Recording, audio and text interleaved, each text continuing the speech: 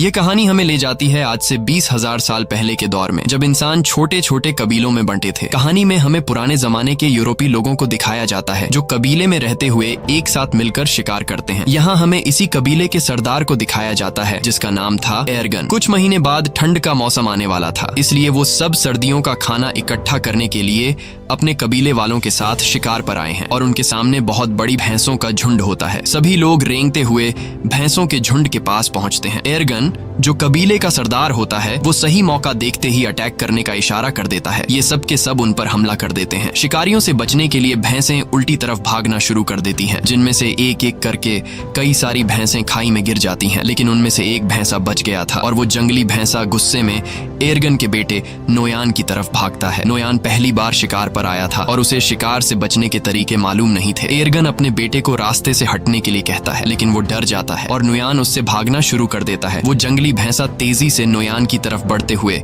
उसे अपने सींग में उठा लेता है और खाई की तरफ भागना शुरू कर देता है। एर्गन जो उस कबीले का सरदार है वो देखकर अपने बेटे को बचाने के लिए भैंसे पर भाला फेंकता है। भैंसे को भाला लग जाता है, लेकिन घायल होने के बाद भी वो नोयान को नहीं छोड़ता और नोयान को खाई से ऊपर उछाल देता है। और यहाँ से कहानी जाती है फ्लैशबैक में, यानी कि एक हफ्ता पहले, जहाँ पर हम देखते हैं कि कबीले के लोग शिकार की तैयारी कर रहे हैं। वो पत्थरों से अलग अलग तरह के नुकीले हथियार बना रहे थे। ये सिर्फ तैयारी नहीं थी, बल्कि नए लोगों को शिकार में हिस्सा लेने के लिए इस तरह के पत्थर बनाने पड़ते थे। जो सबसे तेज और नुकीला हथियार बनाएगा उसे शिकार के लिए सिलेक्ट कर दिया जाएगा। इस प्रतियोगिता में एर्गन का बेटा नोयान भी पास हो जाता है। उसी रात को नोयान की माँ एर्गन से कहती है, नोयान को अपने साथ शिकार पर मत ले जाओ, वो अभी बच्चा है, मैं उससे बहुत प्यार करती हूँ और उसे खोना नहीं चाहती। एर्गन कहता है, सर्दियां आने वाली हैं और साल के इस वक्त में सभी शिकार करने के लिए जाते हैं। अगर हम शिकार पर नहीं गए तो हम सर्दियों में भूख से मर जाएंगे और नोयान को खुद को साबित करना होगा कि वो मेरा बेटा है। अगली सुबह सभी कबीले वाले शिकार के लिए निकल रहे होते हैं, लेकिन नोयान की माँ नोयान के लिए बेचैन हो रही थी कि कहीं मेरे बेटे को कुछ हो ना जाए। लेकिन एर्गन उसे तसल्ली देता है, तुम परेशान मत हो, नोयान को कुछ नहीं होगा। और वे सब शिकार पर निकल जाते हैं। थोड़ी दूर आगे जाने के बाद यहाँ पर एक दूसरा कबीला भी आता है जो उन्हीं की तरह शिकार करने के लिए निकला है ताकि सर्दियों के लिए खाना इकट्ठा कर सके। बहुत लंबा सफर तय करने के बाद वो सब एक पत्थर के ढांचे तक पहुँचते हैं जो कभी उनके पूर्वजों ने बनाया था। ये सफर बहुत खतरनाक होता है। इस सफर में उनके कई पूर्वजों ने अपनी जान गंवाई है, इसीलिए उन्होंने पूर्वजों की याद में यह पत्थर का ढांचा बनाया होता है। आगे चलने के बाद उन्हें एक जंगली सुअर दिखता है जिसे वो भाले से घायल कर देते हैं। एर्गन अपने बेटे नोयान से कहता है कि तुम इसे मारोगे, लेकिन नोयान ने पहले कभी शिकार नहीं किया था। वो इसे देखकर घबरा जाता है और नोयान उसकी जान नहीं लेता, इसलिए एर्गन उसके हाथ से पत्थर का खंजर छीनकर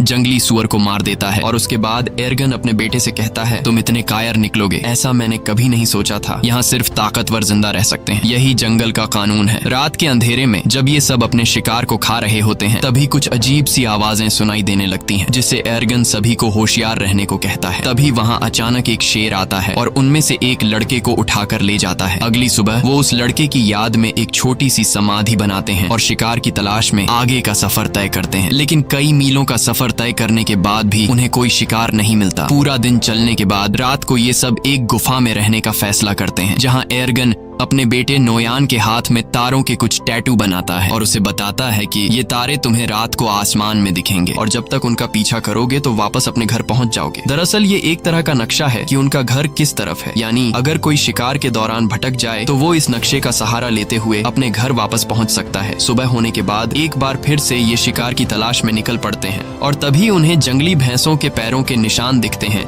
जिसे देखकर सब खुश हो जाते हैं। अब ये जंगली भैंसों का शिकार करना शुरू करते हैं और यहाँ वो सीन आता है जब एक जंगली भैंसे ने नोयान को पहाड़ी से उछाल दिया था। कहानी वापस प्रेजेंट में आती है, जहाँ दिखाया जाता है कि जब नोयान को चट्टान से उछाला गया तो वो नीचे जा गिरा, लेकिन वो चट्टानों के बीच एक पत्थर को पकड़कर लटक जाता है। एर्गन जल्दी से वहाँ पहुँच जाता है और अपने बेटे से कहता है, हिम्मत मत हारना, मैं तुम्हें बचा लूंगा। लेकिन तभी वो पत्थर टूट जाता है जिसे पकड़कर नोयान लटका हुआ होता है। नोयान चट्टानों से टकराता हुआ नीचे गिरता है और चट्टानों के बीच में बने बने हुए एक छोटे से रास्ते में जा गिरता है। एर्गन अपने बेटे को बचाने के लिए जाना चाहता है, लेकिन उसके कबीले वाले लोग उसे रोक लेते हैं। वो कहते हैं, अब यहाँ से नीचे जाने का कोई रास्ता नहीं है। तुम्हारा बेटा अब इस दुनिया में नहीं रहा। हम तुम्हें खोना नहीं चाहते। तुम हमारे कबीले के सरदार हो। तुम्हारी जिम्मेदारी है कि तुम हम सब की हिफाजत करो और हमें वापस घर ले चलो। लेकिन एर्गन किसी की भी बात को मानने को तैयार नहीं था। वो पूरी रात उसी चट्टान के किनारे बैठकर अपने बेटे को आवाजें देता रहता है, लेकिन आखिरकार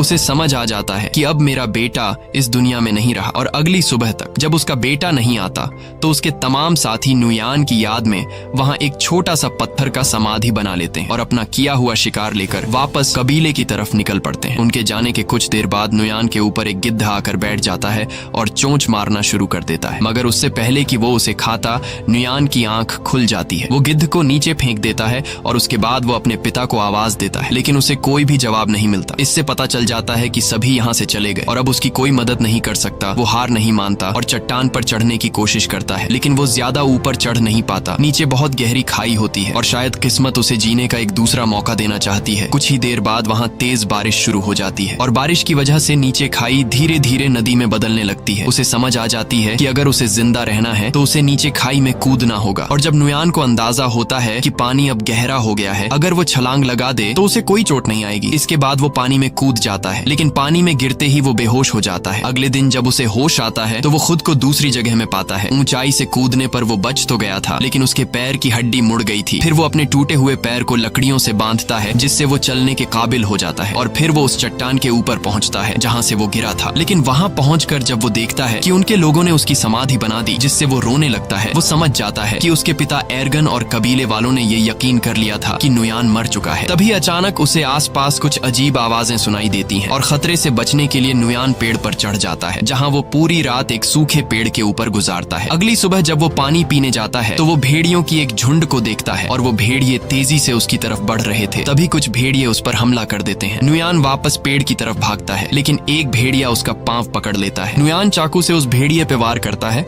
जिससे वो भेड़िया जख्मी होकर नीचे गिर जाता है और नुयान जल्दी से पेड़ पर चढ़ जाता है। सारी रात भेड़िए नीचे उसका इंतजार करते हैं, लेकिन जब सुबह होती है तो सब भेड़िए जा चुके होते हैं। सिर्फ वही जख्मी भेड़िया वहां पर मौजूद होता है जिसे कल उसने चाकू से मारा था। नुयान सबसे पहले अपने चाकू से अपने लिए एक भाला बनाता है और भेड़िए को मारने जाता है, लेकिन जख्मी भेड़िए को मारते वक्त उसे रहम आ जाता है और वो उसे मारने का इरादा बदल देता है। इसके बाद वो पहले उसके मुंह को पट्टी से बांध लेता है और फिर उसे उठाकर उस गुफा में ले जाता है जहां वो अपने कबीले के साथ एक रात ठहरा था। अगली सुबह उठकर वह जड़ी बूटी ढूंढने निकल पड़ता है और फिर उन जड़ी बूटियों को पीस कर अपने पैर पर लगाता है। इसी बीच जब वह पानी पी रहा होता है तो वह देखता है कि भेड़िया अपने मुंह पर बंधी रस्सी को खोल चुका है। ये देखकर पहले तो वह घबरा जाता है, लेकिन फिर नुयान आराम से उसे पानी देने जाता है। भेड़िया उसे अपने पास आता देखकर डर जाता है, लेकिन नुयान कहता है, मैं तुम्हें कुछ नहीं कहूंगा, मैं तुम्हारी जान बचाना चाहता हूँ। जिसके बाद भेड़िया पानी पी लेता है। अब भेड़िए को भी समझ आ जाता है कि मुझे इससे कोई खतरा नहीं है। नुयान ने जो जड़ी बूटी अपने पैर के लिए तैयार की थी वह अब भेड़िए के जख्म पर लगा देता है और उसी वक्त नुयान वह कीड़े भी उसे देता है जो वह खुद खाता है। अब आहिस्ता आहिस्ता उन दोनों के बीच एक रिश्ता बनने लगता है। शाम होने से पहले नुयान एक खरगोश का शिकार कर लेता है, क्योंकि उसने कई घंटों से कुछ भी नहीं खाया था। रात को बड़ी मुश्किल से वह आग जलाकर उस खरगोश को पका लेता है और उसमें से कुछ हिस्सा भेड़िए को भी दे देता है।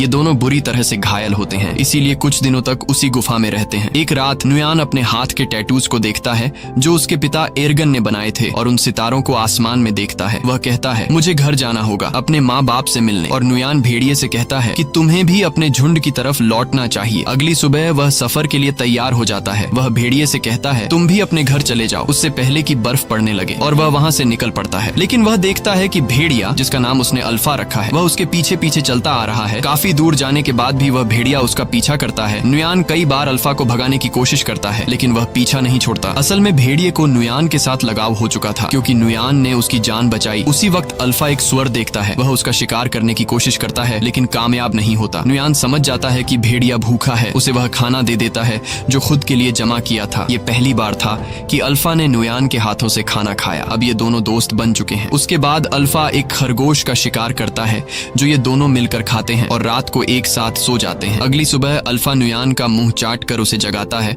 और जैसे ही वह उठता है तो अल्फा से कहता है, तुमसे कितनी बदबू आ रही है, और वह उसे जबरदस्ती दरिया में फेंक देता है। ये दोनों दरिया में नहाते हैं। यहाँ अल्फा खाने के लिए एक मछली भी पकड़ता है। उसके बाद नुयान वापस अपने सफर पर निकल पड़ता है। रात को वो दोनों आग जलाकर बैठे होते हैं। तब अल्फा कुछ महसूस करता है। हम देखते हैं कि वहाँ कुछ और भेड़िए आते हैं। अल्फा उनके पास जाता है।